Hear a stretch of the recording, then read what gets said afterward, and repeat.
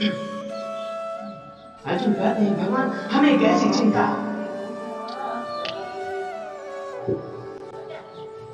भगवान बोले चलो कहीं दूसरे जगह चलते हैं। द्रौपदी के पुत्रों को वही सोता छोड़ करके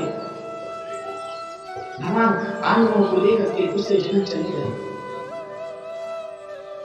और उन बच्चों को अश्वत्थामा ने गलती से पांडव समझ लिया और पांचों के सर को काट करके ले गया। दुर्योधन के पास जाकर के कहता है मित्र तुम एक पांडव के मृत्यु के समाचार सुनने के लिए तरस रहे थे, लो मैं आज पांचों पांडवों को मार करके लाया। दुर्योधन ने कहा जिनको मारने के लिए हमारी सारी सेनाएं खत्म हो गई उनको तुम मार करके लिया है, कोई मुरी राजा है क्या? कमाल क्या है तुम्हारे पास? अपने थैले में से जब पांडवों के पुत्रों को अश्वत्थामा ने निकाला, दुर्योधन ने देखते जोर जोर से विलाप कर दिया, अरे अश्वत्थामा मैंने तुम्हें पांडवों को मारने के लिए कहा था, तुमने उनके बच्चों को मार दिया, मानो हमारे वंश को खत्म कर। अरे इस महाभारत के युद्ध के बाद एक यही पांचों बचे थे जो हमारे वंश को आगे बढ़ाते। अरे पांडव भी तो हमारे ही वंश थे, तुमने मानो हमारे वंश में किसी को तर्पण करने के लिए भी नहीं छोड़ा। जोर जोर से विलाप करने लगा और वहीं पे उसकी तड़प तड़प की अकाल मृत्यु।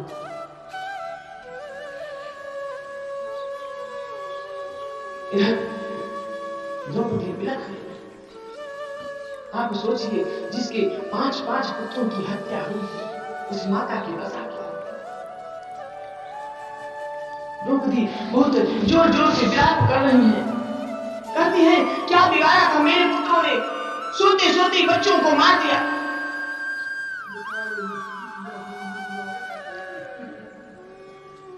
बहुत रोती है।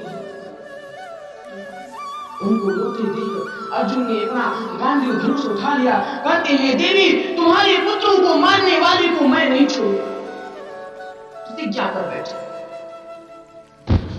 और अपना धनुष लेकर के अश्वत्थामा को मारने के लिए जैसे ही दौड़े, अश्वत्थामा ने देखा अरे अर्जुन आ रहा है, ये तो मुझे मार ही डालेगा। जल्दबाजी में उसने ब्रह्मास्त्र चला दिया। ब्रह्मास्त्र को आता देख कृष्ण के चरणों में अर्जुन जाकर के लेट गए, प्रभु मुझे बचाइए। कि कृष्ण कृष्ण महाबाहो भक्तानाम भयंकर त्वमेको दर्यमानानाम कवयोजितं श्रुते। हे कृष्ण मुझे बचाओ, ये ब्रह्मास्त्र मुझे जला करके भस्म कर देगा। प्रभु बोले अर्जुन डरते क्यों हो? अरे विषय से विश्वास नहीं, कभी कभी विष की दवा विष ही होती है। तुम्हारे पास भी ब्रह्मास्त्र है, तुम भी इसको चलाओ। अर्जुन ने भी ब्रह्मास्त्र को चला दिया। दोनों ब्रह्मास्त्र आपस में टकरा करके शांत हो गए। अर्जुन ने दौड़ करके जाकर के अश्वत्थामा के केस को पकड़ करके खींच करके ले आए सभा में।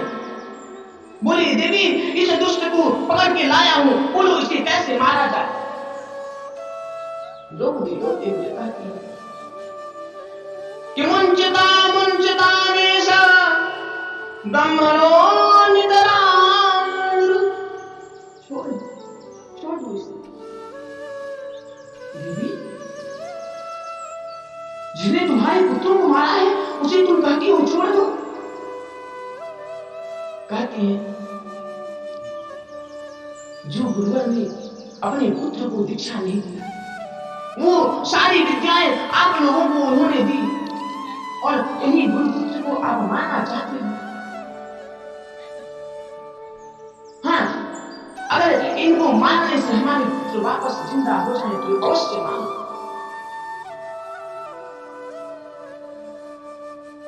अर्जुन बोले अपने बड़े भैया युधिष्ठिर जी के पास आए, बोले भैया आप क्या कहते हो? युधिष्ठिर जी ने कहा देखो अर्जुन, धर्म ग्रंथों में जिस प्रकार से लिखा होगा उसी प्रकार करना भैया, अधर्म नहीं होना चाहिए। तब तक क्रोध में आकर के मछली भैया भीम कहते हैं नहीं नहीं, इस पापी को तो मारना ही चाहिए, अगर भैया छोड़ देंगे तो मैं अपने गदे से इसको मार डालूं। नकुल सहदेव कहते हैं हाँ हाँ मछली भैया बिल्कुल सही कहते हैं, इस पापी को तो मरना ही चाहिए। वहीं बगल में श्री कृष्ण चुपचाप बैठे। अर्जुन जाकर के कृष्ण के चरणों में प्रणाम करते हुए कहते हैं प्रभु आप क्यों चुप हो, अब आप ही मार्ग प्रशस्त करो। भगवान ने बड़ी सुंदर बात कहा अर्जुन कि ब्रह्म बंधुर्हंतव्य आतताई बधाधन मयैव भयवार्णातम परिपह्यानुशासन। देखो अर्जुन, ब्राह्मण चाहे कोई भी क्यों न हो उसे नहीं मारना चाहिए, और हाँ बाल हत्यारा चाहे कोई भी क्यों न हो उसे छुड़ाना नहीं चाहिए। प्रभु ने दोनों बातें कही, ये ब्राह्मण है गुरुपुत्र है इसे मारना भी नहीं, और बाल हत्यारा भी है इसे छोड़ना भी नहीं। भीम कहते हैं वाह प्रभु, आप जैसे न्यायाधीश हो जाए तो सारी सृष्टि का कल्याण हो जाए। अरे आप एक बात पे तो टिके रहते हैं, मानना है कि नहीं मानना है ये तो बता दो। लेकिन अर्जुन ने भगवान से गीता पान किया, गीता सुना है, भगवान के इशारे को तुरंत अर्जुन समझ गए और अपने तलवार को खींच करके उसके आधे दाढ़ी को, आधे मूंछ को मुड़ दिया और उसके आधे बाल को काट दिया, और उसके मस्तक पे जो मणि थी उस मणि को जबरदस्ती निकाल लिया और धक्के मार करके सभा से भगा। किसी प्रतिष्ठित व्यक्ति को अगर मारना है उसका अपमान कर दीजिए, समझिए उसकी मृत्यु होगी। यहाँ अश्वत्थामा को सोचना चाहिए था कि पांडवों ने मुझे छोड़ दिया, लेकिन यहां तो उसके मन में दुर्भाव आ गया। अरे उनकी ये हिम्मत मुझे अपने सभा से बहिष्कृत करते हैं, मैं इनके वंश में तर्पण करने वाले को नहीं छोड़ूंगा। फिर हंस के बोलता है अरे इनके वंश में अब बचा है कौन? यही 5 बच्चे बचे थे जिसको मैंने तो पहले ही मारा। कहता नहीं, महाभारत के युद्ध के समय मैंने सुना था अभिमन्यु की पत्नी गर्भवती है। अरे वो तो बच्चा अब जन्म लेने वाला हो, और अपने आसन से ही अश्वत्थामा ने उस गर्भस्थ शिशु को मारने के लिए ब्रह्मास्त्र चलाया। उत्तरा ने जब ब्रह्मास्त्र को अपनी तरफ आता देखा, कृष्ण के चरणों में लेट गई, बोली पाहि पाहि महायोगिन देवदेव जगतपते नान्यम दुर्भयम पश्ये यत्र मृत्यु परस्परम। भगवान ये ब्रह्मास्त्र मुझे जलाकर के भस्म कर दे, इसकी कोई चिंता नहीं, लेकिन इन पांडवों के वंश में अगर ये गर्भस्थ शिशु नष्ट हो जाएगा तो कोई नहीं बचेगा। आप मेरे गर्भस्थ शिशु की रक्षा करें। भगवान ने जैसे ही सुना उनके नेत्रों से आंसू बहने लगे। बोले पुत्री, आप अपने हृदय में मातृभाव लाओ। जैसे ही उत्तरा जी ने अपने हृदय में मातृभाव लाया, भगवान एक रूप से उत्तरा के सामने खड़े हैं और एक रूप से उत्तरा के गर्भ में जाकर के अपने गदा को इस प्रकार चलाना शुरू किए, घुमाना शुरू किए मानो चक्र चल रहा। ब्रह्मास्त्र के तेज को प्रभु ने शांत कर दिया और गर्भस्थ शिशु की रक्षा की। इस सारी घटना को माता कुंती दूर से देख रही थी, आई और कृष्ण के चरणों में लेट गई कहने लगी, श्री कृष्ण द्वारिकावासिन देव देव जगतपते, हे द्वारिका के अधिपति कृष्ण, मैं आपको प्रणाम करती हूँ। कृष्ण कहे, अरे बुआ ये क्या करती हो? मैं आपके भाई का छोटा पुत्र हूं, आप मुझे प्रणाम करती हो। माता कुंती बोली, अरे कन्हैया, ये तो तुम्हारी लीला है और तुम्हारी लीला मुझसे छुपी नहीं। कृष्ण कहते हैं, बड़े भैया आपने सुना बुआ मेरी मुझे भगवान कहती है, आप लोगों ने सुना ना? तो भगवान से हर एक जीव कुछ न कुछ मांगता है, आप लोग भी मांगो, क्योंकि बड़े भाइयों में सर्वश्रेष्ठ आप ही वो बड़े भैया, सबसे पहले आप मांगो। युधिष्ठिर जी कहते हैं, क्या मांगो? कुछ देना ही है तो इतना वर दे दो, मैं कभी धर्म को भूलूं नहीं, अधर्म को ना अपनाऊं। भीम बोले, प्रभु आप तो मुझे बस इतना दे दो कि सबका प्रेम बना रहे। अर्जुन बोले, भगवान आपसे क्या मांगना है? आप तो हमारे गुरु हो, ये गुरु शिष्य की भावना हमारे मन में ऐसे ही सदा बनी रहे और कुछ नहीं चाहिए। नकुल सहदेव ने भी कहा, भगवान बड़े भाइयों का सेवा करने का लाभ मिलता रहे और आपका दर्शन होता रहे और कुछ नहीं चाहिए। सुभद्रा से बोले, बहन तुम भी मांगो।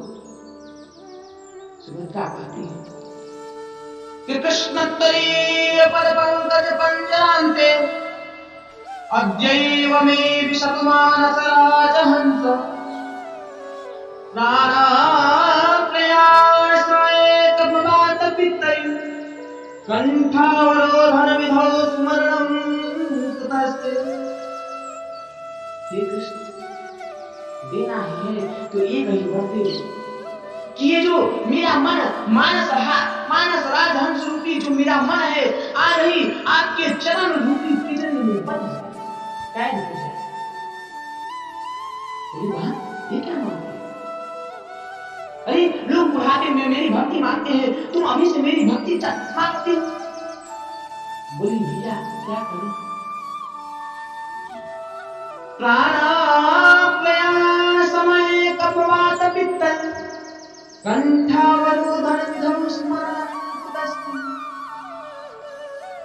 जब अंतिम समय आता है, बुढ़ापा आता है, तो नाना प्रकार के रोगों से हम ग्रसित होते हैं।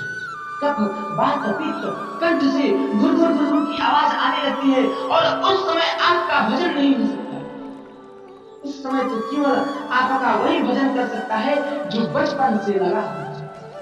इसलिए अद्यैव अभी से आपके चरणों में लग। प्रभु ने तथास्तु किया। द्रौपदी के पास गए। द्रौपदी कहती है, भगवान आप तो मेरे सखा हो, ये भाव सदा बनाए रखना। माता कुंती के पास गए, सबने कुछ न कुछ मांगा, तुम भी मांगो। माता कुंती कहती है, क्या मांगो? अरे ये मांगते तो वो है जिनके पास कुछ नहीं होता, मेरे पास तो सब कुछ है, क्या मांगो? बोले, नहीं नहीं मांगना तो पड़ेगा। बोली, तो सिर्फ इतना ही दे दो। अपने साड़ी के पल्लू को आगे करके कहती है, सिर्फ इतना दे दो कि विपतः संतुना सस्वत् तत्र तत्र जगद्गुरो भवतो दर्शनम यस्यात् पुनर्भव दर्शनम। देना है तो एक ही वर दे दो, मेरे संपूर्ण जीवन में दुख पे दुख आता रहे, विपत्ति पे विपत्ति आती है। कृष्ण कहते हैं, बुआ क्या मांगते हो? अरे तुमने जन्म पर्यंत आज तक सुख भोगा हो तो बताओ। जन्म लिया कहीं और, ले गए उनके मित्र पिता का प्यार नहीं मिला, बचपन ठीक से नहीं बीता, बचपन में ही बाल्यावस्था में तुम्हारा विवाह हो गया, पति भी मिला, पीलिया का मरीज उसको भी श्राप मिला है। अगर अपनी पत्नी के पास सहवास की कामना से जाओगे तो तुम्हारी अकाल मृत्यु हो जाए, पति का भी कोई सुख नहीं। अरे महर्षि दुर्वासा का इतनी बड़ी कृपा तुम्हारे ऊपर हुई, उनके मंत्रों के प्रभाव से तुम्हें तीन और मातृ को 2 पुत्र उत्पन्न हुए और उन पुत्रों को भी मारने के लिए कौरव न जाने क्या क्या षड्यंत्र रचते रहते हैं। कभी रक्षा गृह में जलाने का प्रयत्न करते हैं, कभी वनवास, कभी अज्ञातवास। आज तुम्हारे पुत्र को राजगद्दी मिली, मैंने तुम्हें कुछ कह दिया मांगने को, तुमने फिर से दुख मांग। नहीं बुआ, अब मैं दुख नहीं दे सकता। बोले ऐसे सुख को लेकर के क्या करें जो तुमसे अलग कर दे। कि विपदो नैव विपदः संपदो नैव संपदा, विपद नारायण विस्मृति संपन्नारायण स्मृति। उस विपत्ति को विपत्ति नहीं कहते, संपत्ति को संपत्ति नहीं कहते। असली संपत्ति तो वो है जिसमें तुम्हारी निरंतर याद रहे, और असली विपत्ति तो यह है जिसमें व्यक्ति तुम्हें भूल जाए। हमारे हर विपत्ति के समय में तुम हमारे साथ रहे हो। देखो आज मेरे पुत्र को राजगद्दी मिला, तुम छोड़ करके जाना चाहते, मुझे तो विपत्ति ही चाहिए। बोले नहीं नहीं बुआ, अब मैं ये नहीं दे सकता। बोली तो एक ही काम कर दो, अगर दुख नहीं दे सकते तो एक काम करो, मेरी ये स्नेह की डोरी को तोड़ दो, मुझे अब माया मोह नहीं पसंद। भगवान कथा करके शांत हो। आज युधिष्ठिर बहुत रो रहे हैं, भगवान ने बहुत समझाया, लेकिन जब उनकी समझ में नहीं आया तो कृष्ण पांडवों को साथ में लेकर के, द्रौपदी को साथ में लेकर के भीष्म पितामह के पास आए, जिनके पूरे शरीर में बाणों का छेद हुआ है, बाणों की शैया पे शयन कर रहे हैं, एक एक बूंद खून का निकल चुका है उनके शरीर से। पितामह के चरणों में प्रभु ने प्रणाम किया, पांडवों ने प्रणाम किया, द्रौपदी ने प्रणाम किया। कहते हैं पितामह आपके पौत्र पांडव हैं, भारत के सम्राट बन गए, आप उसे आशीर्वाद लेने आए हैं, आप इन्हें उपदेश कीजिए। पितामह बोले क्या करूं, लेकिन तुम कहते हो इसलिए करूंगा, कुछ न कुछ तो बताऊंगा ही। कहते कि दान धर्मान राजधर्मान मोक्ष धर्मान विभागसः। बेटा तुम राजा बन गए, अच्छी बात, लेकिन तुम गृहस्थ को आलसी नहीं होना चाहिए, ज्यादा से ज्यादा परिश्रम करके धन कमाना चाहिए, लेकिन जितना कमाओ उसका 10वां अंश दान करना चाहिए। क्यों? क्योंकि तन पवित्र सेवा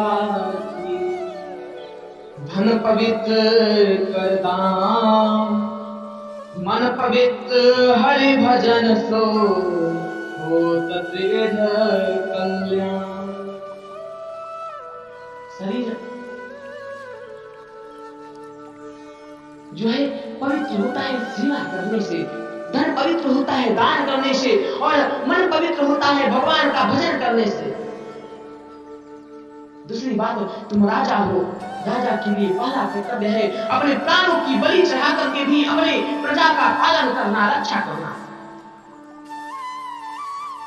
अगर राजा की आंखों के सामने अत्याचार हो रहा है, राजा के नहीं, अगर किसी की आंखों के सामने अत्याचार हो रहा है, अगर आप में सामर्थ्य है उस अत्याचार को रोकने की, तो उसे अवश्य रोकना चाहिए, और सामर्थ्य नहीं है वहां पलकों को झुका करके वहां से चला जाना चाहिए। आंख बंद कर लेनी चाहिए। पांडवों को ये उपदेश दे ही रहे थे कि द्रौपदी हंस पड़ी। पितामह ने कहा, बेटी तुम हंसी क्यों? द्रौपदी तो एकदम घबरा गई। बाबा नहीं, कुछ नहीं, क्षमा करना, बस ऐसे ही हंसी आ गई। बोले नहीं बेटी, कुछ तो बात है। देखो तुम्हें बताना तो पड़ेगा ही, क्योंकि मैं इस कुंठा को लेकर के मरना नहीं चाहता। द्रौपदी ने कहा, बाबा आज तो बड़ा उपदेश देते हो कि आंखों के सामने अत्याचार नहीं देखना चाहिए था। ये उपदेश उस दिन कहां गया? कौरवों की सभा में मुझे निरस्त करने का प्रयास किया जा रहा था, और बाबा पहले मैंने आपसे ही सहायता मांगी थी। अगर आप दुशासन को एक बार आंख उठा करके भी देख लेते तो मेरे वस्त्र को छूने की उसको हिम्मत नहीं होती, लेकिन आप चुपचाप लेकर देखते रहे। पितामह ने कहा, बेटी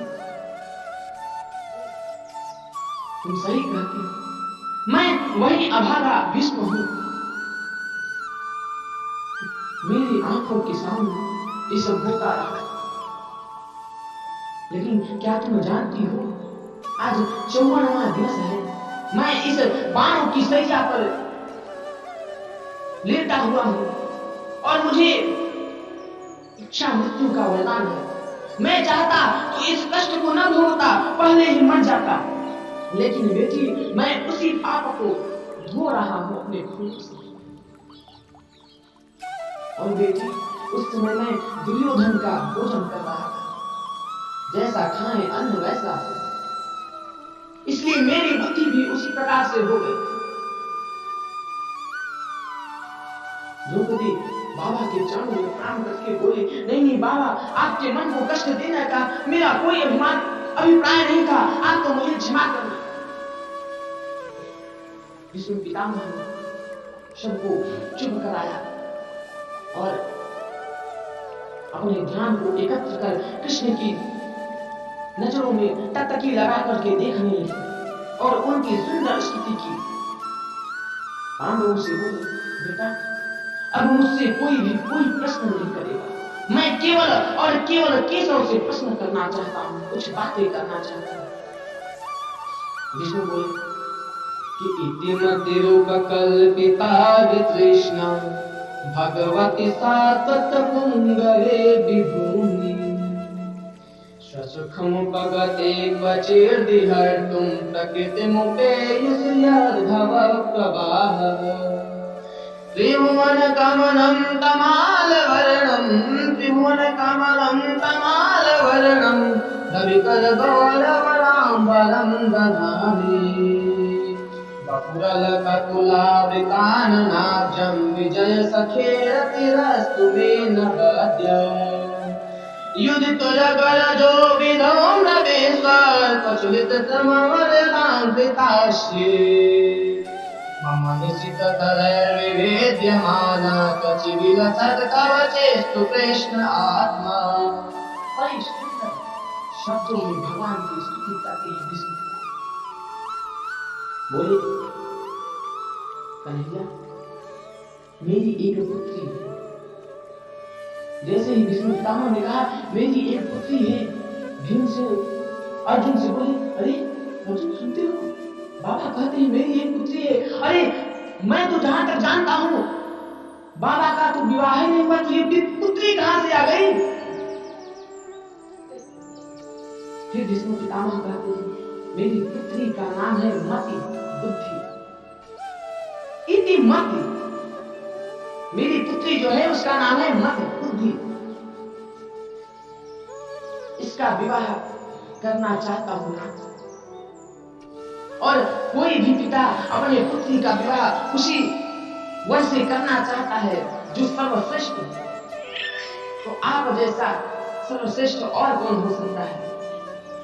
तो आप कहेंगे कि मैं आपकी पुत्री को क्यों स्वीकार करूं? भगवान वितृष्णा, मेरी बुद्धि में कोई वितृष्णा नहीं बची है, कोई लालच नहीं बची है, इसे आपको सौंपना चाहता हूं। अरे आप जैसा कृपालु कौन हो सकता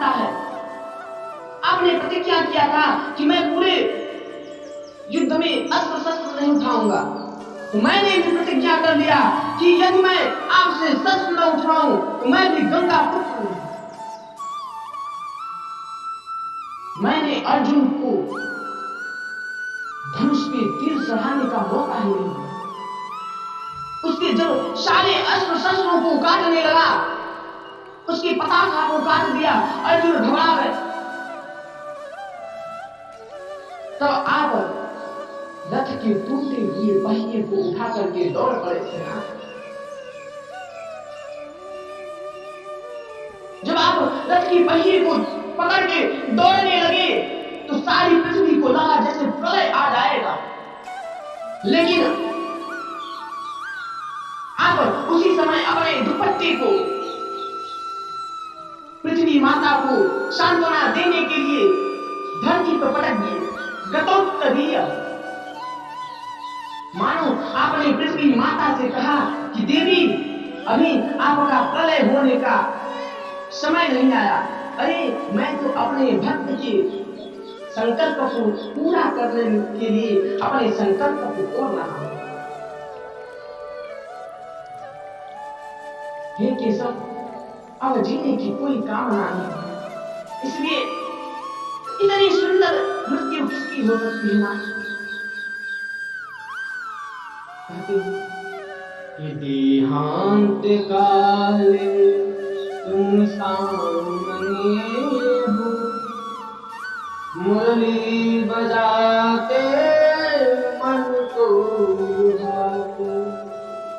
देहांत काले तुम सामने हो, मुरली बजाते मन को भाते। यही गीत गाकर मैं तन्नाथ त्यागूं, यही गीत गाकर मैं तन्नाथ त्यागूं। गोविंद दामोदर माधवे के, गोविंद दामोदर माधवे। इतनी सुंदर मृत्यु किसकी हो सकती? बड़े सुंदर वचनों में विष्णु पितामह ने कृष्ण की वंदना की स्तुति की, और विष्णु ने अपने नेत्रों से कृष्ण को देखा। देखते ही देखते अपने पांच भौतिक शरीर को त्याग दिया। पितामह के जाने के बाद पांडव रोने लगे। कृष्ण ने उन्हें समझाया, देखो महापुरुषों के जाने के बाद रोते नहीं है, उनको बड़ा कष्ट होता है। पांडवों ने पितामह का संस्कार किया। पांडवों से प्रभु बोले, भैया देखो अब आप लोगों का वनवास पूरा हुआ, आपको राजगद्दी मिली, अब मुझे भी अनुमति दीजिए आप लोग, अब हम भी अपने घर को जाना चाहते हैं। पांडवों ने बहुत रोकने का प्रयास किया, लेकिन जब भगवान ने नहीं मानी तो अर्जुन से बोलते हैं, अर्जुन तुम कृष्ण को साथ में लेकर के उनकी सुरक्षा के लिए जाओ।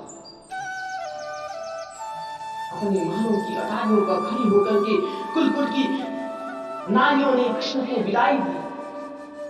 प्रभु ने अपने से बुजुर्गों को प्रणाम किया, आशीर्वाद प्राप्त किया, साथियों को गले लगाया और अर्जुन को साथ में लेकर के द्वारिका के लिए प्रस्थान किया। अब तो द्वारिका वासियों को जैसे ही पता चला कि हमारे नाथ वापस आ रहे हैं, पांडवों को राजगद्दी दिला करके द्वारिका को दुल्हन की तरह सजा दिया गया है। जैसे ही द्वारिका में प्रवेश किए, भगवान द्वारिका वासियों से उनके कुशल मंगल को पूछने लगे। महाराज ने प्रवेश करके माताओं के प्रणाम किया। क्यों? क्योंकि अभिवादनशीलस्य नित्यं वृद्धोपसेविनः चत्वारि तस्य वर्धन्ते आयुर्विद्या यशोधरा। जो व्यक्ति हमेशा बड़ों का सम्मान करता है, उनको झुककर के प्रणाम करता है, उनकी 4 चीजें ऐसे ही बढ़ जाती हैं, आयु, विद्या, यश और बल। और शास्त्र कहते हैं कि माता शत्रु पिता वैरी ये न बालो न पाठता, वो माता पिता अपने पुत्र के शत्रु हैं जिन्होंने अपने पुत्र को उत्तम विद्या न दिया, संस्कार न दिया। प्रभु अपने माता पिता को, बुजुर्गों को प्रणाम किए। कृष्ण तो द्वारका चले गए, लेकिन जिस गर्भस्थ शिशु को उन्होंने बचाया था, उसके जन्म की बारी आ गई, समय आ गया। आज वही बालक हस्तिनापुर में जन्म ले लिया। इसी का नाम है परीक्षित। जन्म लेते ही चारों तरफ देखता है, क्या देखता है कि जिस जीवने आकर के मुझे मातृगर्भ में बचाया था, वो कहां है? भगवान को पूछता है परीक्षित। भगवान को पता चला कि मेरे बहन के घर बच्चा हुआ है। भगवान अर्जुन को लेकर के साथ में आए। बालक सबकी गोद में जाता है, लेकिन उदास रहता है। भगवान कृष्ण ने जैसे ही उस बच्चे को अपने गोद में दिया, बालक खिलखिला के हंस पड़ा। भगवान ने प्यार से उसके सर पे अपने हाथों को घुमाया और उसका नाम रख दिया परीक्षित। क्यों? परितः इच्छितः यः सः परीक्षितः। जो जन्म लेते ही चारों तरफ घूम करके देखने लगे कि मुझे गर्भ में बचाने वाला कहां है, उसका नाम परीक्षित। बोलिए परीक्षित महाराज की।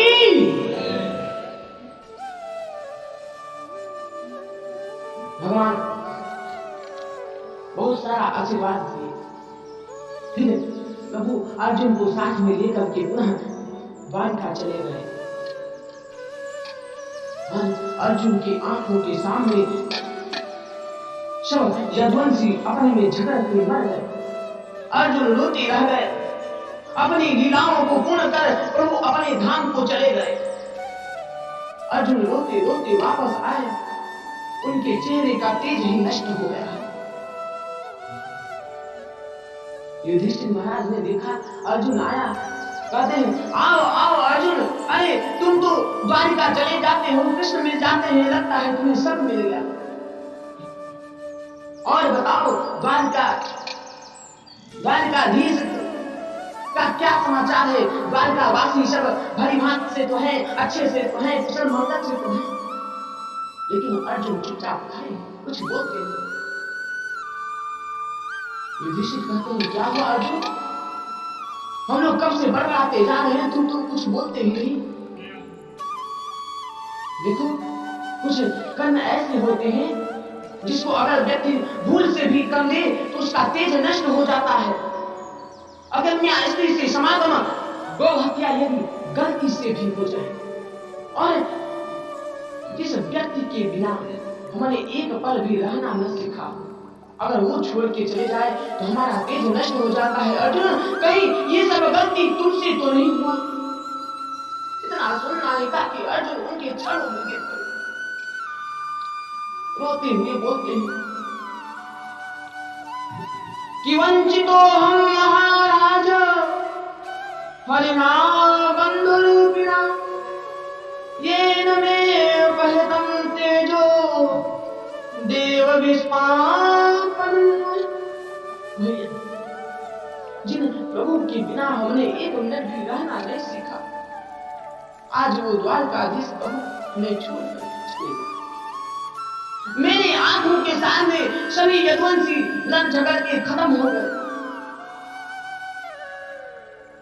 माता कुंती ने जैसे सुना मेरे प्राण वल्लभ श्री कृष्ण इस लोक को छोड़ के चले गए, माता कुंती वहीं पे गिरी और अपने 5 भौतिक शरीर का त्याग कर दिया। युधिष्ठिर कहते हैं अर्जुन तुम आ नहीं रहे थे और आए तो इतना दुखद समाचार लेकर के आए। जब हमारे प्रभु भी नहीं रहे तो हम भी यहाँ नहीं रहेंगे। महामंत्री को तुरंत बुलवाया और परीक्षित का राज्याभिषेक करने लगे। परीक्षित बोले, बाबा मैं तो अभी छोटा बालक हूं, मैं कैसे ये सब संभालूंगा, कैसे अकेले रहूंगा। पांडव बोले, बेटा 3 बातें जीवन में हमेशा याद रखना। आंखों के सामने कभी पाप होते न देखना। तुम्हारे शरण में एक बार शत्रु भी आ जाए उसे अवश्य क्षमा करना और अतिथि का सदा सत्कार करना। इतना समझा करके द्रौपदी को साथ में लेकर के पांडव चल दिए स्वर्ग की ओर। 5 पांडवों में से 4 बीच में ही गिर गए। कुछ आगे जाने के बाद द्रौपदी भी वहीं पे गिर गई। सशरीर तो केवल महाराज युधिष्ठिर स्वर्ग में पहुंचे, लेकिन उनको भी एक क्षण के लिए नरक में जाना पड़ा। परीक्षित बड़े भागी हैं।